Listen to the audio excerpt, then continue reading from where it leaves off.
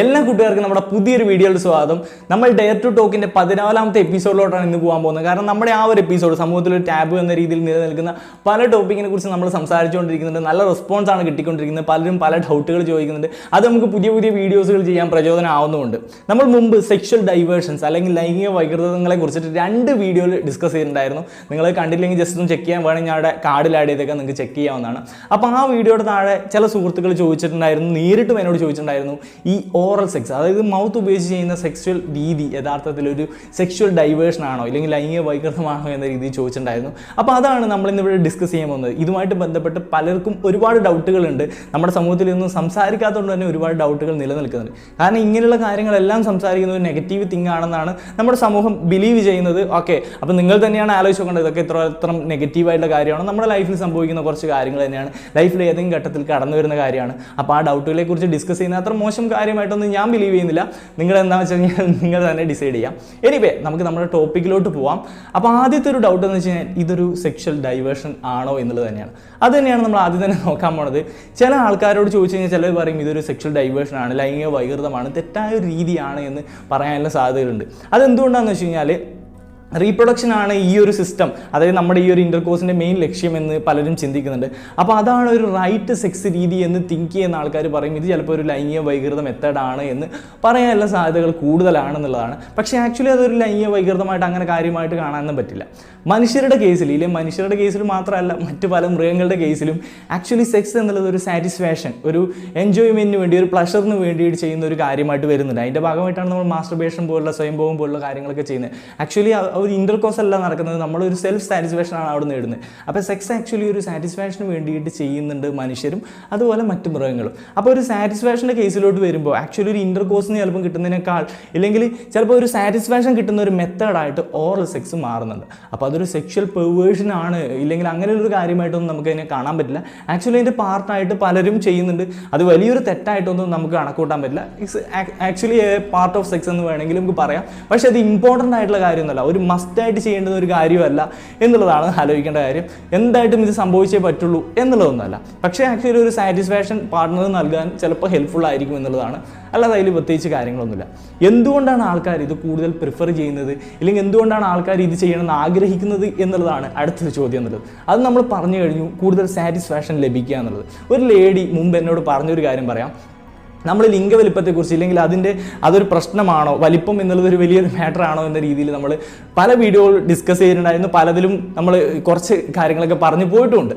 അപ്പോൾ ഇതിനെല്ലാം ബേസ് ചെയ്തിട്ട് ഒരു ലേഡി എന്നോട് സംസാരിച്ചാണ്, മാരേജൊക്കെ കഴിഞ്ഞൊരു ലേഡിയാണ്. അപ്പം നിങ്ങൾ പറഞ്ഞ വളരെ ശരിയാണ്, സൈസ് അത്ര വലിയൊരു സംഭവമല്ല.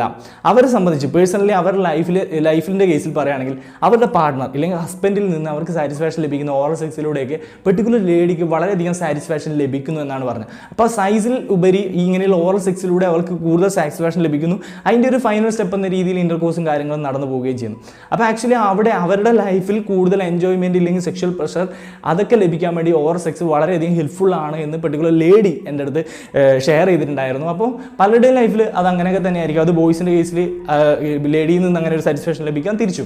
ഓക്കെ, അത് ബോത്ത് കേസിൽ സംഭവിക്കുന്നുണ്ടല്ലോ. അപ്പോൾ ഓറൽ സെക്സിന് കൂടുതൽ ആൾക്കാർ ഇൻട്രസ്റ്റഡ് ആവാൻ കാരണം ആ ഒരു സാറ്റിസ്ഫാക്ഷൻ തന്നെയാണ് മാറ്റർ. ചിലപ്പോൾ ചില ലേഡീസിൻ്റെ എല്ലാം കേസിൽ വെച്ച് കഴിഞ്ഞാൽ ഇൻ്റർകോഴ്സ് കഴിഞ്ഞാൽ പെട്ടെന്ന് ആ പുരുഷന് സാറ്റിസ്ഫാക്ഷൻ ലഭിച്ചിട്ടുണ്ടാവും, ലേഡിക്ക് പൂർണ്ണമായിട്ടുള്ള ഇത് കിട്ടിയിട്ടുണ്ടാവില്ല. അപ്പോൾ ഒരു ഓറൽ സെക്സ് ചെയ്തൊരു സ്ലോ ബിൽഡപ്പും കാര്യങ്ങളൊക്കെ ഉണ്ടെങ്കിൽ ഒരു പക്ഷേ ലേഡിക്ക് കൂടുതൽ എൻജോയ്മെൻറ്റ് കിട്ടാൻ അത് ഹെൽപ്ഫുൾ ആയിരിക്കും എന്നുള്ളതാണ്. അപ്പോൾ അതാണ് കൂടുതൽ പേരും അതിന് വേണ്ടിയിട്ട് സംസാരിക്കാൻ കാരണമായിട്ടുള്ളത്. ഇനി അടുത്തൊരു ചോദ്യം, എങ്ങനെ ഇത് സേഫ് ആയിട്ട് ചെയ്യാം, ഇത് സേഫ് മെത്തേഡ് തന്നെയാണോ എന്നുള്ളത്. സേഫ് എന്ന് പറയുമ്പോൾ അവിടെ എന്തെങ്കിലും കോംപ്ലിക്കേഷൻസ് ഉണ്ടോ എന്നാണ് നമ്മൾ നോക്കാൻ പോകുന്നത്.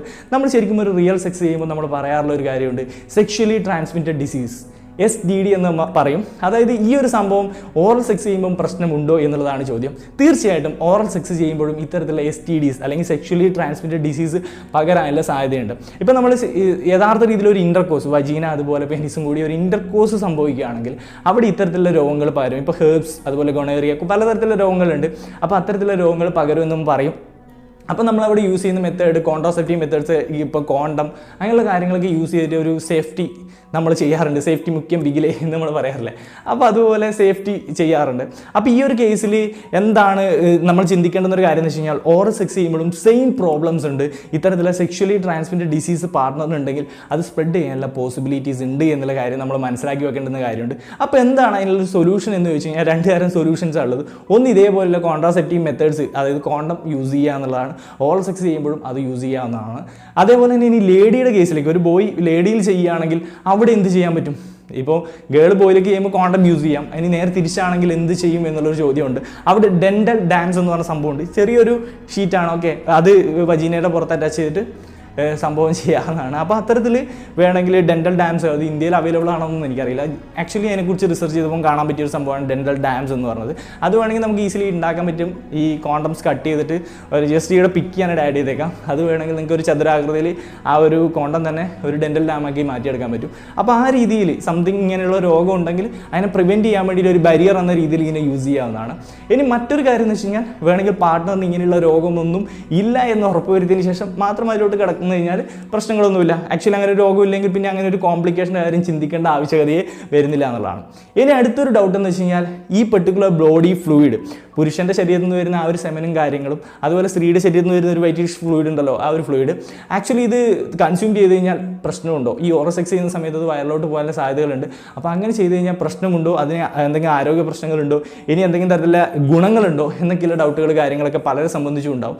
ഇനി വേറൊരു കാര്യം കൂടി, കുട്ടികൾ ഉണ്ടാവുമോ എന്നുള്ള ഡൗട്ട്, അതൊക്കെ അടുത്ത പോയിന്റ് ആയിട്ട് നോക്കാം. അപ്പോൾ എന്തെങ്കിലും പ്രശ്നമുണ്ടോ എന്ന് വെച്ച് കഴിഞ്ഞാൽ നമ്മൾ നേരത്തെ പറഞ്ഞ പോലെ സേഫ് ആയിട്ട് ഇരിക്കാമെന്ന് നമ്മൾ പറയുന്നില്ല. അപ്പോൾ അതിൻ്റെ കേസിൽ ഇത്തരത്തിലുള്ള സെക്ഷുവലി ട്രാൻസ്മിറ്റഡ് ഡിസീസിൻ്റെ കാര്യം പറഞ്ഞു, അതാണ്. അപ്പോൾ അതിവിടെയും പ്രശ്നമുണ്ട്. ഇങ്ങനെയുള്ള സംഭവം നമ്മുടെ വായിൽ പ്രവേശിക്കുകയാണെങ്കിൽ സെക്ഷുവലി ട്രാൻസ്മിറ്റഡ് ഡിസീസ് ഉണ്ടെങ്കിൽ നമുക്ക് പ്രശ്നം ഉണ്ടാവും. അപ്പം അവർ സേഫാണ്, പാർട്ട്ണറിന് കുഴപ്പമൊന്നുമില്ലെങ്കിൽ പ്രശ്നങ്ങളൊന്നുമില്ല എന്നുള്ളത് ആലോചിച്ച് നോക്കുക. പിന്നെ ഇവിടെ ചിന്തിക്കേണ്ടുന്ന ഒരു കാര്യം എന്ന് വെച്ച് കഴിഞ്ഞാൽ ഇത് കൺസ്യൂം ചെയ്യുക എന്ന് നമ്മൾ പറഞ്ഞല്ലോ. കൺസ്യൂം ചെയ്യുമ്പോൾ അത് പാർട്ട്ണറിന് വില്ലിംഗ് ആണെങ്കിൽ മാത്രം ചെയ്യുക, ഒരിക്കലും കമ്പൽ ചെയ്തിട്ട് അങ്ങനെയുള്ള ഒരു കാര്യത്തിലോട്ട് ഒരിക്കലും കിടക്കരുത്. അത് പാർട്ട്ണറിനെ സംബന്ധിച്ച് വളരെയധികം എന്താ പറയുക നെഗറ്റീവായിട്ടുള്ളൊരു ഫീലിംഗ് കാര്യങ്ങളൊക്കെ ആയിരിക്കും ക്രിയേറ്റ് ചെയ്യുന്നത്. മറ്റൊരു കാര്യം എന്ന് വെച്ച് കഴിഞ്ഞാൽ ഇത് നമ്മുടെ വയറിലോട് ചെന്ന് കഴിഞ്ഞാൽ എന്തെങ്കിലും തരത്തിൽ ആരോഗ്യ പ്രശ്നമുണ്ടോ എന്ന് വെച്ച് കഴിഞ്ഞാൽ ഒരിക്കലും ഇല്ല.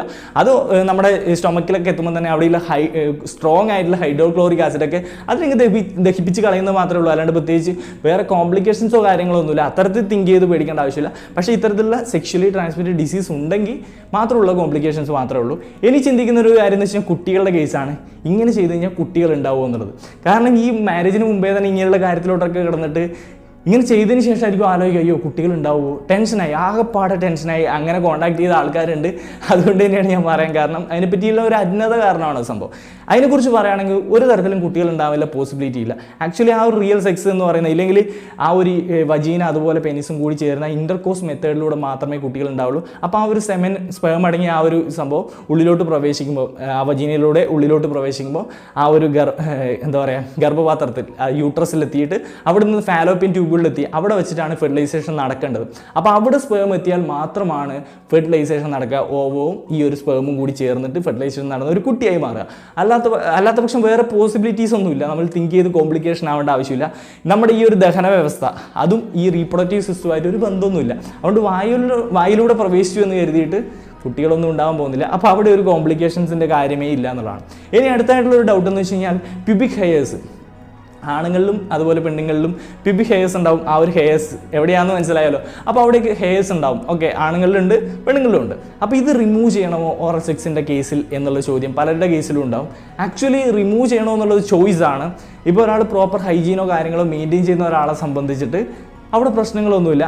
മറ്റൊരു കാര്യം എന്ന് വെച്ചാൽ പാർട്ട്ണർ അത് ഇഷ്ടപ്പെടുന്നുണ്ടോ എന്നുള്ളതാണ്. ഇപ്പോൾ സപ്പോസ് പാർട്ട്ണർ അത് ഇഷ്ടപ്പെടുന്നില്ല എങ്കിൽ റിമൂവ് ചെയ്യുന്നതായിരിക്കും നല്ലത്. കാരണം അയാൾക്കത് പ്രോപ്പർ സാറ്റിസ്ഫാക്ഷനുള്ള കാര്യങ്ങൾ ചെയ്യാൻ പറ്റില്ല. അതുകൊണ്ട് തന്നെ അങ്ങനെയുള്ള കേസാണെങ്കിൽ വേണമെങ്കിൽ റിമൂവ് ചെയ്യാം. അല്ലാത്ത പക്ഷം അത് റിമൂവ് ചെയ്യേണ്ട ആവശ്യമൊന്നുമില്ല. പ്രോപ്പർ ഹൈജീനും കാര്യങ്ങളും മെയിൻറ്റെയിൻ ചെയ്യേണ്ട ആവശ്യകത മാത്രമേ ഉള്ളൂ. അപ്പോൾ അതിൻ്റെ ഒരു ഡൗട്ട് ക്ലിയർ ആയിട്ടുണ്ടാവും. ഇനി ഏറ്റവും അവസാനത്തെ കാര്യം, ഇതെങ്ങനെ ചെയ്യാം?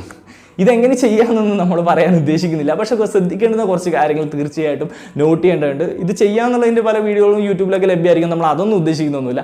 എനിവേ, ശ്രദ്ധിക്കേണ്ടുന്ന കാര്യം എന്താണെന്ന് വെച്ച് കഴിഞ്ഞാൽ നമ്മൾ ഈ ഒരു കാര്യം ചെയ്യുന്നത് ആക്ച്വലി ഒരു റീപ്രൊഡക്ഷന് വേണ്ടി ചെയ്യുന്ന കാര്യമല്ല, സാറ്റിസ്ഫാക്ഷന് വേണ്ടി ചെയ്യുന്നതാണ്.